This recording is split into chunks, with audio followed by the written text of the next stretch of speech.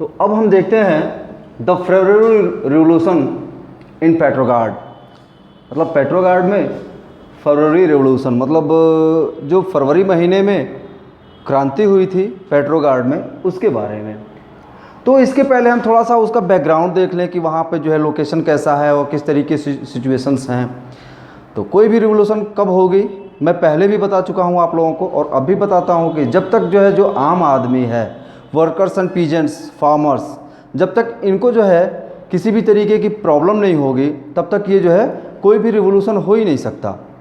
क्योंकि जो आम आदमी होता है उसके पास जो है मेंटालिटी नहीं होती है, उसके पास सोचने की क्षमता नहीं होती है। ठीक है, अमूमन यही समझा जाता है। सोचने का काम जो है वो मध्यम वर्ग करता है। जो लोअर क्लास है उसके पास सोचने की क्षमता नहीं होती है। क्यों नहीं होती है? क्योंकि वो जो है अपना खाने पीने के और इन्हीं सारी चीज़ों में जो है इन्हीं मुश्किलात में इतना उलझा रहता है कि उसको बाकी चीज़ें सोचने का टाइम नहीं रहता है। ठीक है, तो ये चीज़। और इसके बाद से जो मध्यम वर्ग है, चूँकि वो आसानी से खा पी पा रहा है इसलिए उसके दिमाग में शैतानी आती रहती है और वो जो है सोचता रहता है। ठीक है, तो कभी खुराफात सोचेगा और बहुत सारी मतलब कभी कभी जो है अच्छी बातें सोच पाता है, अक्सर जो है वो खुराफात ही सोचता है। तो जब अच्छी बातें सोचता है तो क्या होता है, तब वो जो है आम लोगों के बारे में सोचता है। और ऐसी ही चीज़ें वहाँ पर थी, वैसे वहाँ पे कंडीशंस थी। तो हम देखते हैं पेट्रोगार्ड में एक रिवर है नोवा, और नोवा के लेफ़्ट साइड में और राइट साइड में जो दोनों किनारे हैं उस पर लोग रहते हैं। On the left bank the workers quarter, तो जो मज़दूर लोग हैं, काम करने वाले लोग हैं पेट्रोगार्ड के, वो जो है लेफ्ट बैंक पे रहते हैं। और राइट बैंक पे कौन रहता है? वहाँ पे फैशनेबल्स रहते हैं। विंटर पैलेस है और उनके ऑफिशियल्स हैं, उनकी बिल्डिंग्स हैं। विंटर पैलेस में वहाँ पे आपको पता है कि जार रहते हैं, जार की बिल्डिंग है। और जो ऑफिशियल्स बिल्डिंग है तो ऑब्वियस है कि वहाँ पे अधिकारी रहेंगे। ये फैशनेबल्स क्वार्टर्स हैं। फैशनेबल इन द सेंस कि भाई वो पढ़े लिखे, समझदार, ऊंचे पदों पे हैं। ठीक है, इस वजह से। और जो वर्कर आदमी है तो मजदूर है, कुछ भी पहन लेगा, कैसे भी रह लेगा। तो ये चीज़ें। फिर क्या होता है कि शेयर कोल्ड कंडीशंस, बहुत ही बुरी सर्दियाँ पड़ती हैं और सर्दियों के कारण से क्या होगा, फसलें ख़राब होंगी। और जैसे ही कंट्री साइड में फसलें ख़राब होंगी तो जो फूड ग्रेन्स हैं उनके भाव चढ़ जाएंगे, उनके भाव बढ़ेंगे। और फिर जो है जो लोग हैं, मज़दूर हैं, उनकी जो सैलरी है वो जो भी उनकी रिक्वायरमेंट्स हैं उनको फुलफ़िल करने में अनेबल होगी। तो ये जो है एक बिटर कंडीशन ले आएगी उनके सामने।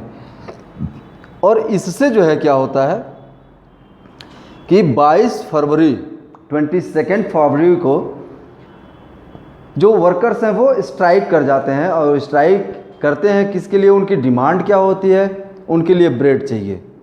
भाई भूखे को क्या चाहिए? खाना चाहिए, बेटर वेजेस चाहिए। क्यों? क्योंकि चीज़ें जो भी उनकी ज़रूरत की हैं, नेसेसिटीज़ हैं, वो महंगी हो गई हैं। और उनको बेटर जो है वर्किंग आवर्स चाहिए। जो काम की कंडीशंस है, कार्य दशाएँ हैं जिसमें वो काम कर रहे हैं, वो बेटर चाहिए। क्योंकि ये घटना जो है 1917 के आसपास की है। और उस टाइम पे हम देखते हैं कि ह्यूमैनिटेरियन अप्रोच के मैनेजर, उन्होंने अपने थॉट्स दिए थे यूरोप में। और उनका नाम है, नाम मैं मिस कर रहा हूँ, सॉरी, मास्लो हैं, आप अब्राहम मास्लो। तो उन्होंने ये सारी चीज़ें दी थी कि जो बेटर वर्किंग कंडीशंस हैं वो जो है लोगों से बेटर प्रोडक्शन कराती हैं। और इसलिए जो मज़दूर थे वो बेटर वर्किंग कंडीशंस चाहते थे। अब ये बेटर वर्किंग कंडीशंस और जो ये तमाम डिमांड्स थी वो फुलफ़िल नहीं हो पा रही थी। और इस वजह से जो है वर्कर्स वो स्ट्राइक पे चले गए। और इसके बाद से क्या होता है कि वो स्ट्राइक पर जाते हैं तो भाई तुम स्ट्राइक पर चले जाओ, हमें कोई मतलब नहीं है। जब तक ऑफिसर्स को प्रॉब्लम नहीं होगी तब तक तो ऐसा कुछ होना नहीं है।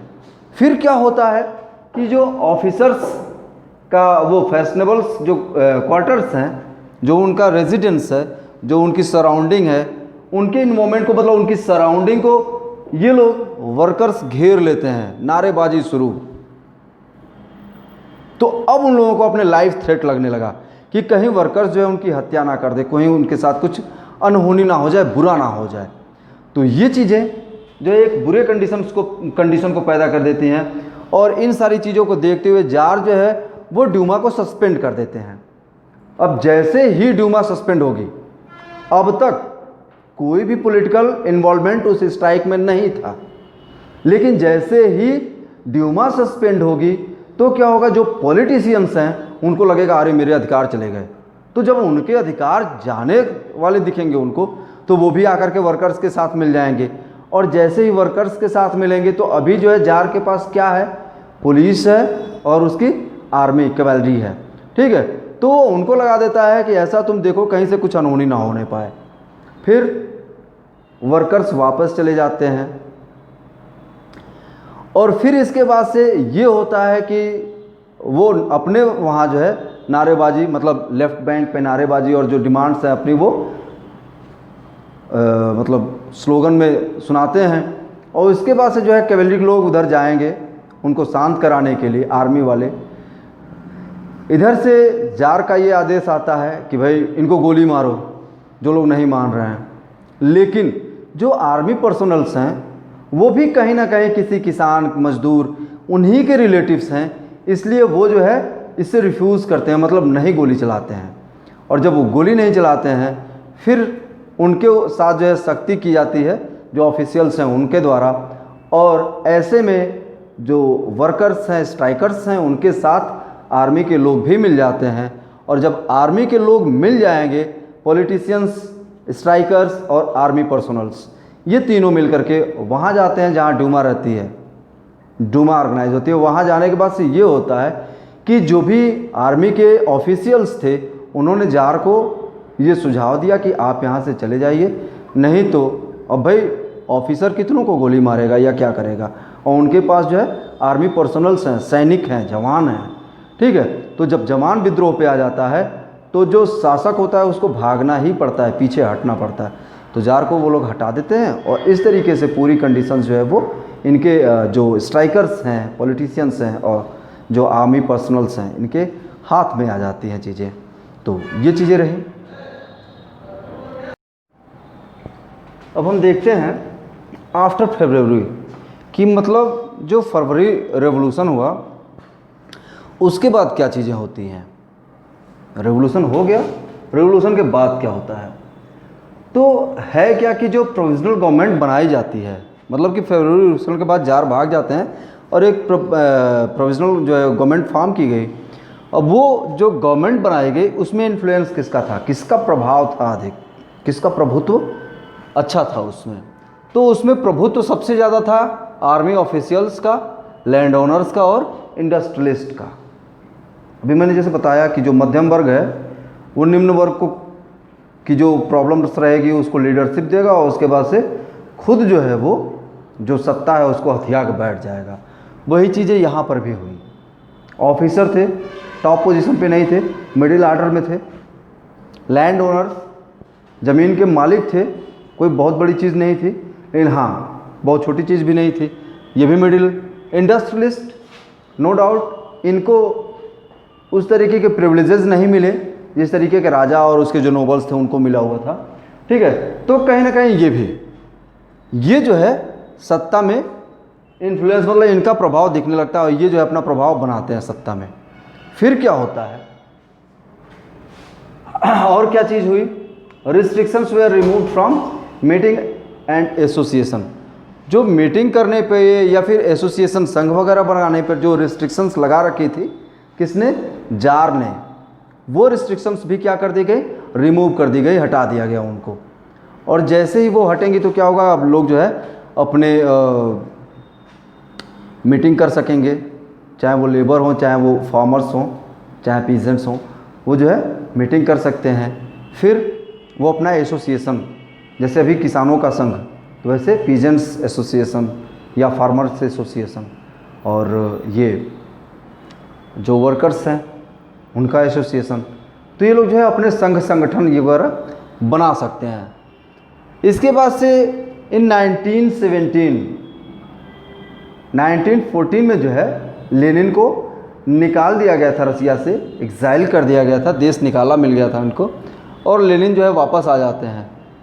लेनिन के आने के बाद से क्या होता है, लेनिन जो है अपनी लेनिन थीसिस वो डिक्लेयर करते हैं। उसमें ये 3 बातें, पहली चीज़ वार से हमको जो है बाहर आ जाना है, हम वार में शामिल नहीं होंगे, क्योंकि वार से जो है क्या हो रहा है, सबको प्रॉब्लम्स हो रही हैं, तो वार नहीं।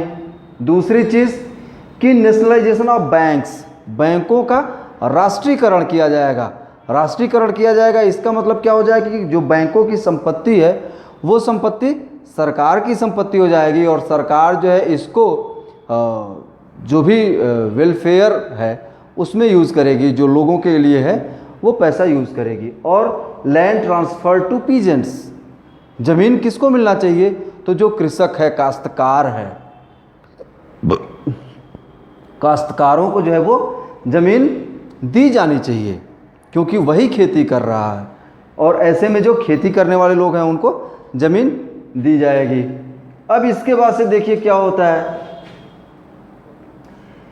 जो इंडस्ट्रियल कंडीशंस हैं उनके ऊपर सवाल उठा, और सवाल कौन उठाएगा, जो वहाँ पे काम करेगा। भाई जो उद्योगपति है वो तो नहीं कहेगा कि मेरे कारखाने में ऐसी चीज़ें हो रही हैं, ये सवाल उठाएगा जो वहाँ पे काम करने वाला कामगार है वो।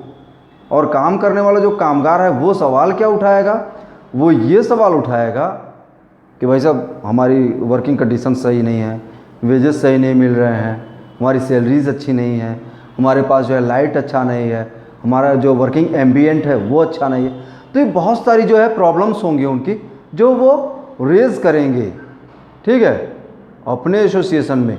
और फिर जो है वर्कर्स एसोसिएशन जो है उस पर अपना जो है जो भी उसको रुख अख्तियार करना होगा वो करेगा। तो इस तरीके की चीज़ें।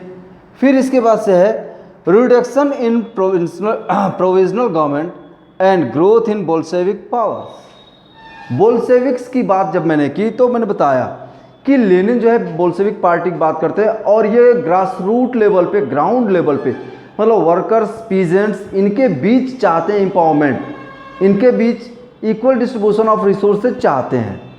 और ये सारी चीज़ें जो है आम आदमी के हित में है, उसके इंटरेस्ट में है, और इस वजह से आम लोगों का जो है आम लोगों तक पहुंच होगी बोल्शेविक पार्टी की। यहाँ पे यूनिवर्सल सफराज आ गया, मतलब कि वयस्क मताधिकार। और जब वयस्क मताधिकार आ जाएगा यहाँ पे, तो इससे क्या होगा कि यहाँ पर जो भी वयस्क व्यक्ति है वो बोल्शेविक्स के फेवर में रहेगा। क्यों रहेगा, क्योंकि बोल्शेविक्स की पॉलिसीज जो है वो आम लोगों के फेवर में है, और इसलिए वो जो है बोल्शेविक्स के फेवर में रहेगा। और इससे जो रिडक्शन इन पावर होगा वो होगा जो वहाँ की प्रोविजनल गवर्नमेंट है उसका। तो प्रोविजनल गवर्नमेंट के पावर में कमी आएगी, और इस कमी के कारण से फिर क्या होगा कि जो बोल्शेविक हैं इनका इन्फ्लुएंस बढ़ेगा, और बोल्शेविक्स के इन्फ्लुएंस बढ़ने के कारण अब क्या होगा कि धीरे धीरे जो रिवोल्यूशनरी और ये सारी चीज़ें हैं, सारी चीज़ें मिल करके और रशिया में लेनिन के पावर को बढ़ाएंगी, और लेनिन का जो है इमर्जेंस होगा as a leader of whole Russia. तो अब हम देखते हैं क्या है कि provisional government changed into dictatorship was the fear of Lenin due to conflict between Bolsheviks and provisional government। मतलब बोल्शेविक और प्रोविजनल गवर्नमेंट के बीच जो संघर्ष था, जो कॉन्फ्लिक्ट था, इसकी वजह से लेनिन के मन में ये डर था कि कहीं जो प्रोविजनल गवर्नमेंट है, ठीक है, जिसके पीएम केरेंस्की साहब थे, ये केरेंस्की, ये जो है कहीं डिक्टेटर ना हो जाए। डिक्टेटर मतलब होता है तानाशाह। तानाशाह क्या होता है, तानाशाह ऐसा शासक होता है जो चुना तो जनता के द्वारा जाता है, लेकिन वो जनता की जो आकांक्षाएं होती हैं कभी भी उनकी परवाह नहीं करता, और वो करता है जो उसे अच्छा लगता है। तो इस तरीके का शासन न हो जाए, ठीक है। कारण ये था कि जो बोल्शेविक्स थे इनकी बैठ थी जनता के बीच, वर्कर्स के बीच, और जो पीजेंट्स थे उनके बीच। लेकिन जो प्रोविजनल गवर्नमेंट है इसके साथ इसका कॉन्फ्लिक्ट पीपल के इंटरेस्ट को लेकर के, लोगों के जो हित हैं उनको लेकर के इन दोनों के बीच जो है आपसी संघर्ष था, और इसकी वजह से एक फियर था, एक डर था लेनिन के मन में कि कहीं जो है ये डिक्टेटरशिप में ना चेंज हो जाए। फिर ऑन अक्टूबर 16 एक रिवोल्यूशनरी कमेटी जो है वो अपॉइंट की जाती है लियोन ट्रोट्स्की के नेतृत्व में। मतलब वो जो है, अब देखिए रिवोल्यूशनरी कमेटी है और ट्रोट्स्की महोदय, तो ट्रोट्स्की और केरेंस्की के बारे में जो आपको प्रायः नहीं बताया जाएगा, ये दोनों ही डिफेंस के थिंकर्स हैं। मतलब कि ये जो स्ट्रेटजी होती है आर्मी की, इसमें ये दोनों ही माहिर हैं, दोनों ही थिंकर्स हैं डिफेंस के, तो इसलिए दोनों का लेवल सेम है। और इसी वजह से यहाँ पर ट्रोट्स्की को जो है लेनिन महोदय ने वो सौंपा कि ऐसा है, आप ये रिवोल्यूशनरी एक्टिविटी आप इसको हैंडल करोगे, किस तरीके से क्या करना है वो आप देखोगे। तो ये लाल सेना को ये संभालते हैं। और जो केरेंस्की महोदय हैं, ये जो है अभी इनको पता नहीं कि क्या होने वाला, क्योंकि ये जो डेट है, जिस डेट पे मतलब रिवोल्यूशनरी एक्टिविटी होनी है, उसको सीक्रेट रखा गया था। और जब ये चीज़ें होती, जैसे ही ये अपराइजिंग होगा, तो वैसे ही केरेंस्की महोदय ये शहर खाली करते हैं और ट्रूप से बोलते हैं कि आप जो इसको हैंडल करो। तो वो चीज़ें ये दोनों जो है आपस में देखते हैं वो, और लास्ट में इसमें फाइनली बोल्शेविक्स जो है वो जीतते हैं। और मॉस्को और पेट्रोग्राड पे इनका पहले गार्ड है, मतलब पेट्रोग्राड पे इनका जो है पहले कंट्रोल होता है। और अच्छे खासे संघर्ष के बाद जो है मॉस्को पर भी बोल्शेविक्स कंट्रोल कर लेते हैं। और इस तरीके से अब जो मुख्य धारा में, मतलब चाहे वहाँ के ड्यूमा हो, मतलब जो सोवियत हो, इन सारी चीज़ों में जो है बोल्शेविक्स का बोलबाला हो जाता है। और इस तरीके से बोल्शेविक्स जो है वो जो रशियन पूरा पॉलिटिकल सिस्टम है उसको अब कंट्रोल कर रहे हैं। इसके बाद से अब इस अक्टूबर रिवॉल्यूशन के बाद हम देखते हैं कि क्या क्या चीज़ें होती हैं, तो उसको हम नेक्स्ट वीडियो में देखते हैं।